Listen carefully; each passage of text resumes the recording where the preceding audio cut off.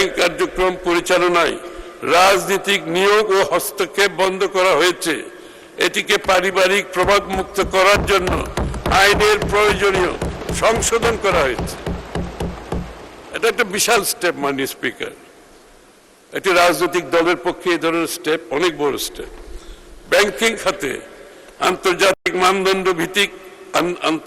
মানদণ্ড ভিত্তিক ঝুঁকি ব্যবস্থাপনা, মূলধন পর্যাপ্ততা এবং কর্পোরেট গভর্নেন্স নিশ্চিত করা হবে, যাতে আর্থিক প্রতিষ্ঠানসমূহ দীর্ঘমেয়াদে স্থিতিশীল ও প্রতিযোগিতামূলক হয়ে উঠতে পারে। আর্থিক অন্তর্ভুক্তির পরিধি বাড়িয়ে নারী, তরুণ উদ্যোক্তা ও প্রান্তিক জনগোষ্ঠীর জন্য অর্থায়নের সুযোগ সম্প্রসারণ করা হবে। মাননীয় স্পিকার, আমাদের সরকার দেশের অর্থনীতির পুনর্গঠনের অংশ হিসেবে একটি আধুনিক, শক্তিশালী, টেকসই আর্থিক ব্যবস্থা গড়ে তোলার লক্ষ্যে ব্যাংক ও পুঁজিবাজার খাতে আমি ভরসা রাখি হিরন স্মার্ট ওয়াটার পিউরিফায়ারে।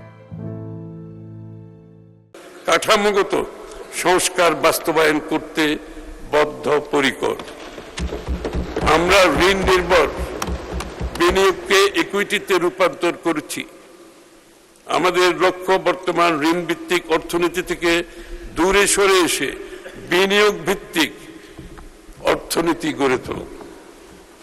দীর্ঘমেয়াদী বিনিয়োগ অর্থায়নের জন্য বন্ড মার্কেট এবং বিকল্প অর্থায়ন ব্যবস্থার উন্নয়ন করা হবে, যাতে ব্যাংক নির্ভর অর্থায়নের উপর চাপ কমে।